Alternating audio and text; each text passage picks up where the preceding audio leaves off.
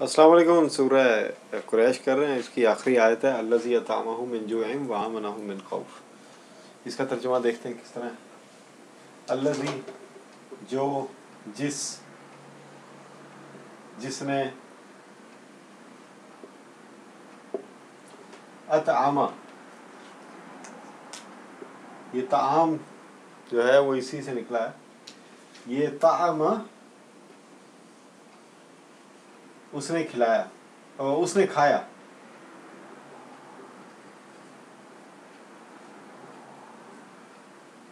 उसे एक मर्द ने।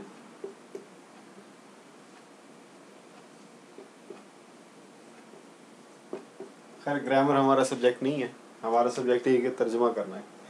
और क्योंकि ये बगैर ग्रामर के तर्जुमा कर रहे हैं, इसीलिए जो तर्जुमे दस्तयाब हैं उनसे भी मदद ले रहे हैं।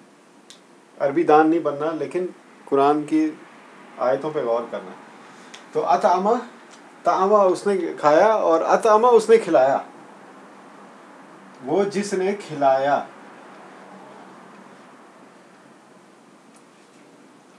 हुम का मतलब थर्ड पर्सन, दे, देम, उनको। ये उन कौन है? ये कुरैश है कि वही रब जिसने उनको खिलाया। मिन, फ्रॉम, से, किस चीज से खिलाया? जुइन, भूख। जिसने उनको खिलाया भूख से। ये बड़ी गौर की बात है, इस पे हम बाद में बात करेंगे, फिलहाल तर्जुमा देख लेंगे। वो रब जिसने उनको खिलाया भूख से। व आमनहुम, वाह का मतलब और, आमना जिस तरह ये अतामा है वैसे आमना है। आमना कहते हैं अमन दिया, अमन दिया। हम, उनको। ये वैसे आमन तो बिल्लाही हम कहते हैं। आमन जो है ना वो ईमान के लिए भी है और अमन के लिए भी है। ये हम इस पे बाद में बात करते हैं।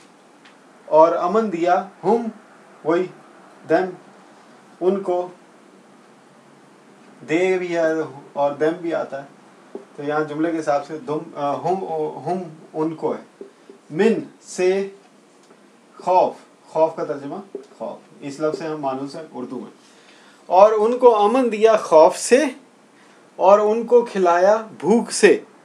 अब हम थोड़ा इस पे गौर करते हैं। ये आमना पहले देख लें।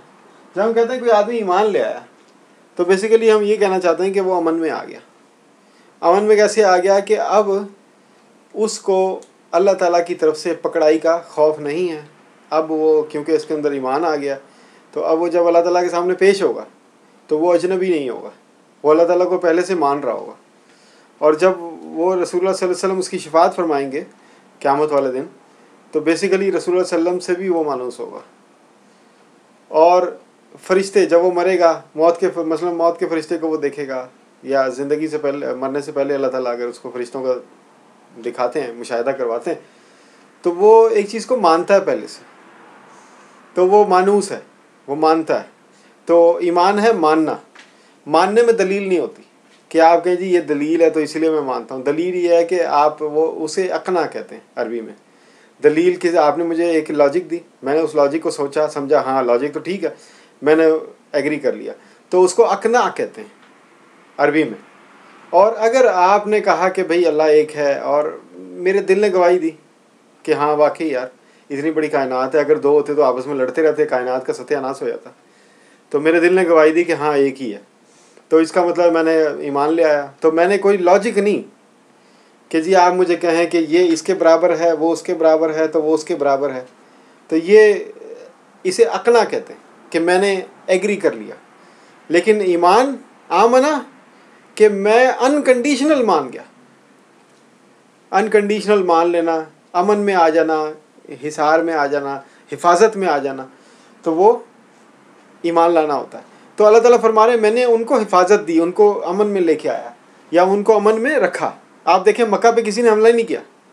ये ज़्यादा लड़ाइयाँ किधर होती थी? ईरान में होती थी, इराक़ में होती थी, लबनान, सूरिया जिसको हम शाम कहते हैं, उर्दन, फ़लस्तीन, मिस्र, यमन, इन और यमन के साथ जो है वो ओमान, इन्हीं इलाकों में लड़ाइयाँ होती थी सारी इर्द गिर्द। इस इलाके में लड़ाई नहीं होती थी। ये बड़ी हैरत की बात है कि जो जहाँ पे आज मक्का मदीना वगैरह है, यहाँ पर कोई नहीं आता था, किसी ने हमला नहीं किया, हज़ारों साल हमला नहीं किया किसी ने। और आज भी देख लें, अल्हम्दुलिल्लाह अल्लाह ताला ने अमन दिया हुआ है।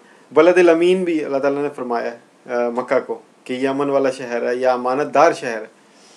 वो हम पढ़ चुके हैं सूरह 3 में। तो खैर, अब हम ये ईमान का तो ये हो गया, उनको अमन दिया, उनको अमन यानी कि पीस उनको दे दिया। अब ये जो सोचने की बात है कि अल्लाह ताला ने भूख में से खिलाया, खौफ में से अमन दिया।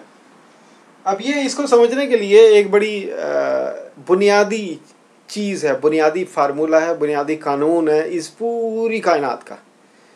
वो अल्लाह ताला ने कुरान में बयान फरमा दिया है कि हमने हर चीज़ के जोड़े बनाए। कुरान में अल्लाह ताला फरमाते हैं हमने हर चीज़ के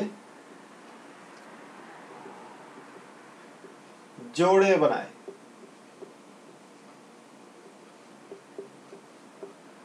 और एक जगह अल्लाह ताला फरमाते हैं कि हमने जोड़े दोहरे बनाए।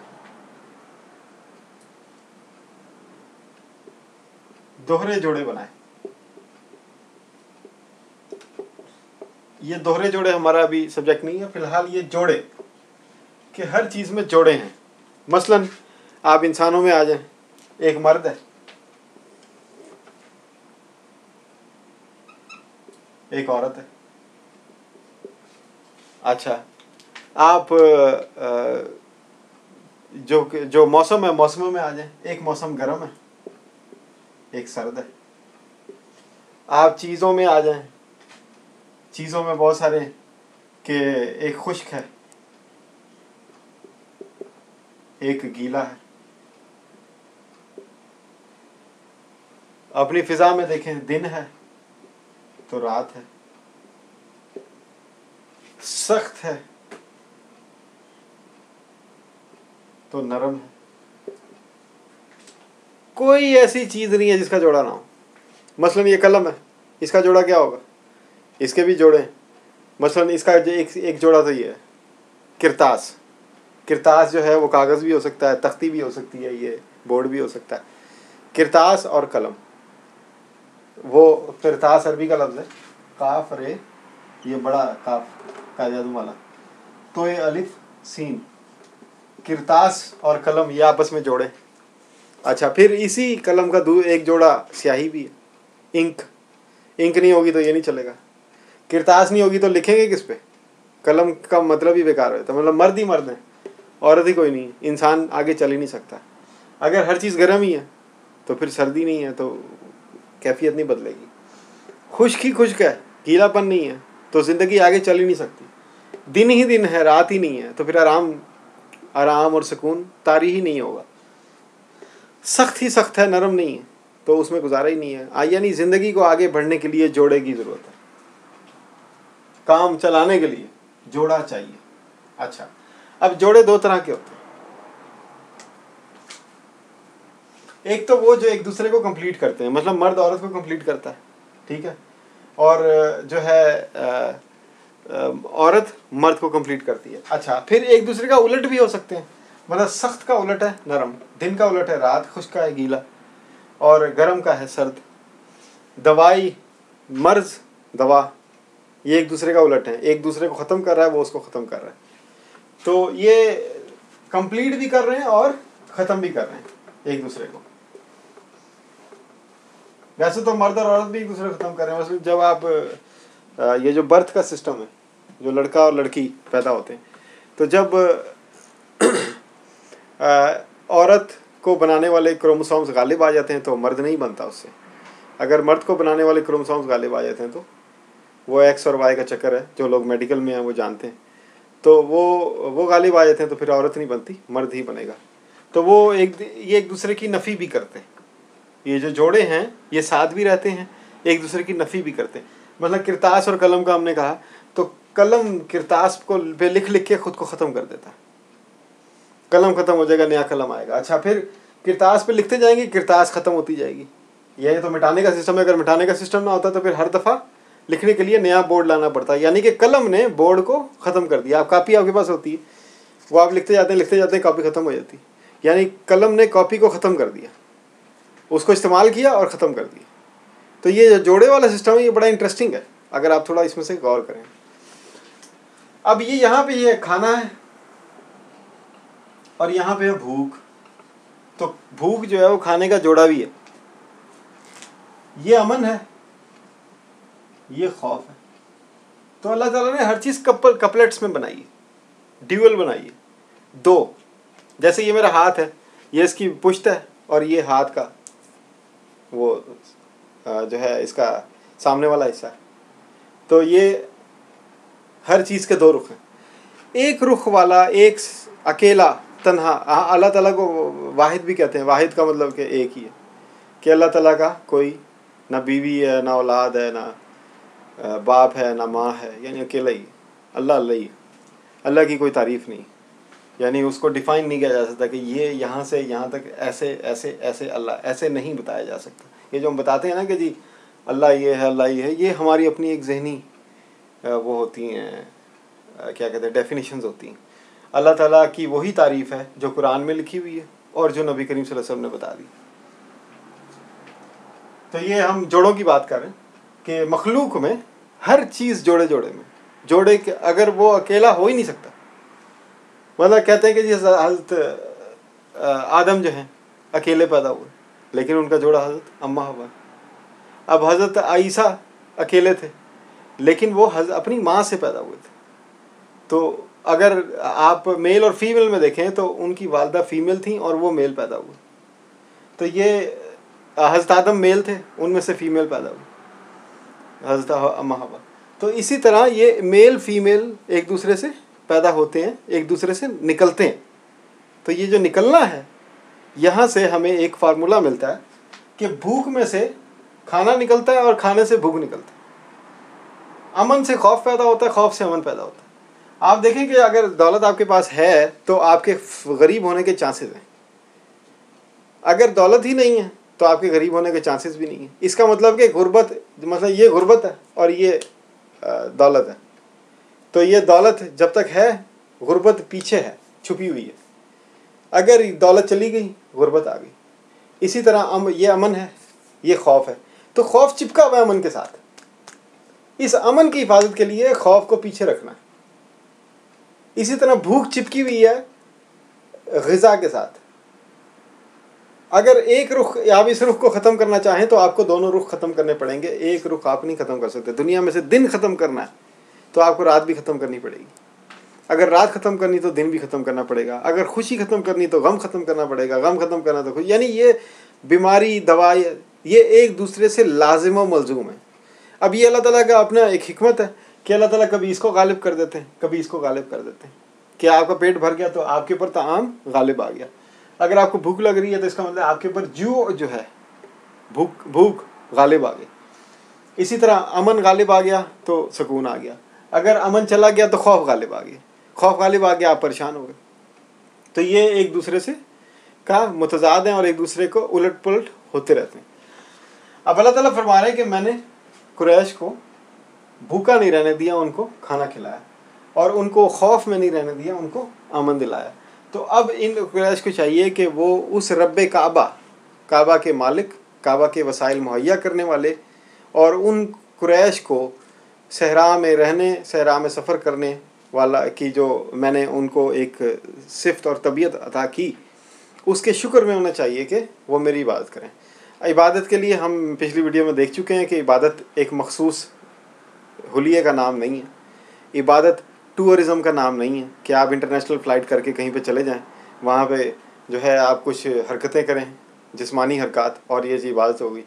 मतलब मक्का जो जाते हैं, मदीना जाते हैं। इबादत इस चीज़ का भी नाम नहीं कि आप भूखे रहें। इबादत ये है आप ये सब करें जिस तरह नबी करीम सल्लल्लाहु अलैहि वसल्लम ने फरमाया, और इसके साथ साथ इसके अंदर से आप अल्लाह के साथ एक ताल्लुक़ पैदा करें। अगर अल्लाह के साथ ताल्लुक़ नहीं है तो आपका अमल ऐसे ही है जिस तरह बग़ैर जान के एक जिस्म है।